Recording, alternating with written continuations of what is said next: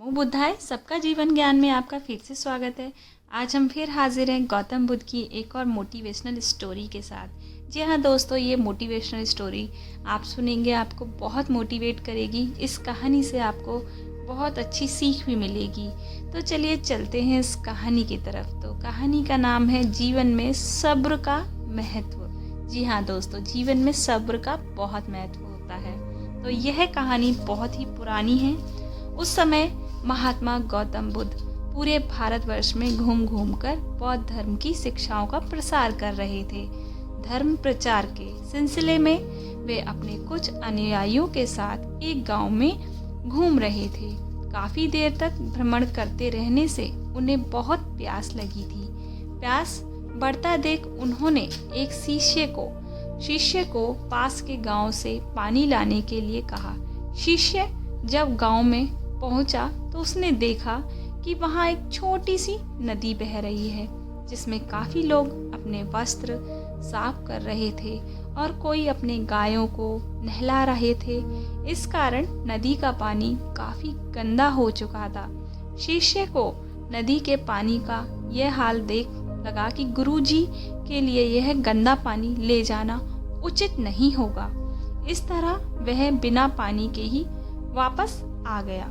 लेकिन इधर गुरुजी को तो प्यास से गला सूख रहा था, इसलिए पुनः उन्होंने पानी लाने के लिए दूसरे शिष्य को भेजा। इस बार वह शिष्य उनके लिए मटके में पानी भर कर लाया। यह देख महात्मा बुद्ध थोड़ा आश्चर्यचकित हुए।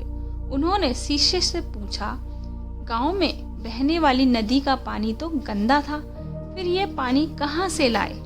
शिष्य बोला, हाँ गुरुजी, उस नदी का जल सही में बहुत गंदा था, परंतु जब सभी अपना कार्य खत्म करके चले गए तब मैंने कुछ देर वहां ठहर कर पानी में मिली मिट्टी के नदी को तल में बैठने का इंतजार किया।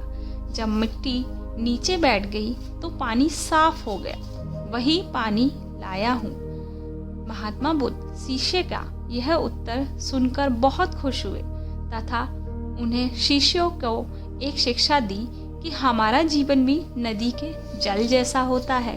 जीवन में अच्छे कर्म करते रहने से यह हमेशा शुद्ध बना रहता है, परंतु अनेकों बार जीवन में ऐसा भी क्षण आते हैं जब हमारा जीवन दुख और समस्याओं से घिर जाता है। ऐसी अवस्था में जीवन के समान यह पानी भी गंदा लगने लगता है। तो दोस्तों, इस कहानी से आपको काफ़ी सीख मिली होगी।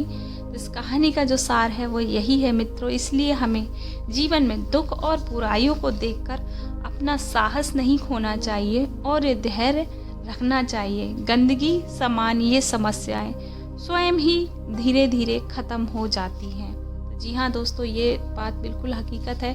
कई बार ऐसा होता है कि हम चिंता में होते हैं, तो मतलब चिंता या गुस्से में होते हैं, गलत विचार ले लेते हैं, गलत निर्णय ले लेते हैं। उसके कारण क्या होता है कि कहते हैं ना, हमारे मन में उथल पुथल मचती है, तो उस उथल पुथल के कारण हम किसी भी तरह का निर्णय ले लेते हैं और वो सही निर्णय नहीं ले पाते। तो कहते हैं ना कि जब हम एकांत में बैठ जाएं, शांत मन बैठ जाएं, तो शांत मन में क्या होता है, उसी तरह से हमें तरह तरह के रास्ते भी मिल जाते हैं और अच्छा नया रास्ता, सही सोचने का रास्ता और सही निर्णय भी ले पाते हैं। तो ठीक उसी प्रकार ऐसा हुआ कि जो कि आपने कहानी में सुना कि गौतम बुद्ध के जो पहले जो शिष्य भेजे पानी लेने के लिए, जब वो गए तो पानी बहुत गंदा था, क्योंकि पानी में उथल पुथल मच रखी थी। तो पानी गंदा हो रखा था मट्टी के कारण और सभी उसमें अपने कार्य कर रहे थे, तो वो पानी पीने योग्य नहीं था।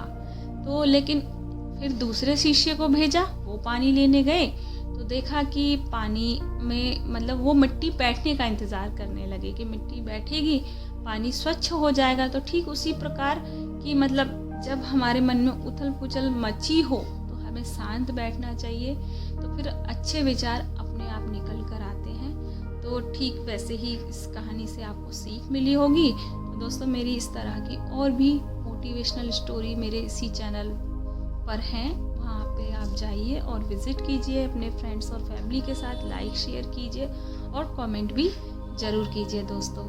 तो चलिए चलते हैं, आगे फिर लेके आएंगे आपको गौतम बुद्ध की एक और नई कहानी। जब तक के लिए बुद्धम शरणम गच्छामि, धम्मम शरणम गच्छामि,